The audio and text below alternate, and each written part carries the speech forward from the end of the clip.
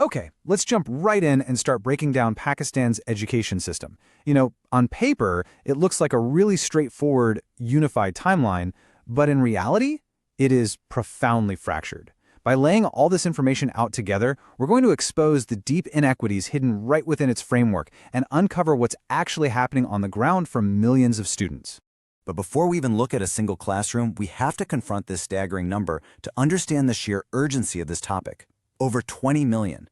To put that into perspective, that is roughly the entire population of New York State. But here, it represents the millions of children currently left entirely out of the schooling system. They aren't in a bad school or a crowded school. They simply do not go to school at all. It's this massive, invisible foundation we have to keep in mind. Section 1. The 4 education stages. So in theory, there's this unified 4-phase pipeline taking a child from primary school all the way to university prep. It kicks off at age 5 with primary school, lasting until age 10. From there, students transition into middle school for 3 years. Then comes high school from ages 13 to 16, which is a major bottleneck because it all culminates in a massive, high-stakes exam called the matric test. Survive that, and they enter the intermediate stage, basically a 2-year college prep period. Honestly, it all sounds perfectly orderly. Section 2. 3 worlds of schooling.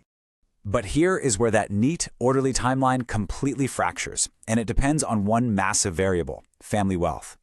2 kids in the exact same country can have vastly different realities.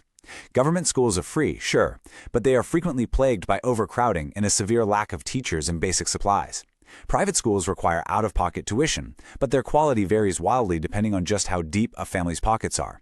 Then there are madrasas, or religious schools, which focus heavily on faith, but often completely exclude standard subjects like math and science. Section 3. A decentralized, broken system. Compounding those stark financial divides is the fact that there's just no overarching national rulebook here. Because each region acts a lot like an independent state setting its own rules, the resulting system is incredibly decentralized.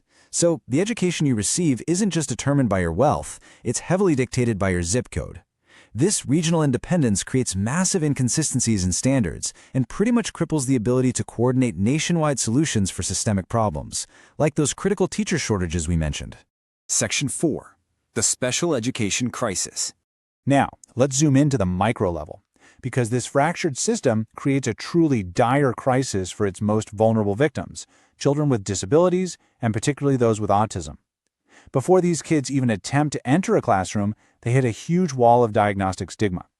Because of deep cultural misunderstandings and societal shame, many autistic children, especially those living outside major cities, are never officially identified. They are hidden away or ignored, meaning the school system doesn't even know they exist, keeping them entirely off the grid. And for the few who do manage to seek an education, the options are incredibly bleak. Without a plan for inclusion, these kids are essentially trapped in one of 4 scenarios. They might face complete exclusion, receiving no schooling at all. They might face unsupported integration, thrust into regular schools with teachers who literally have zero training to help them. They could be sent to rare, city-based special ed schools that aren't actually designed for autism. Or they hit a financial wall, where families are forced to pay for private help they simply cannot afford. As we wrap up our breakdown of this material, I want to leave you with a crucial thought.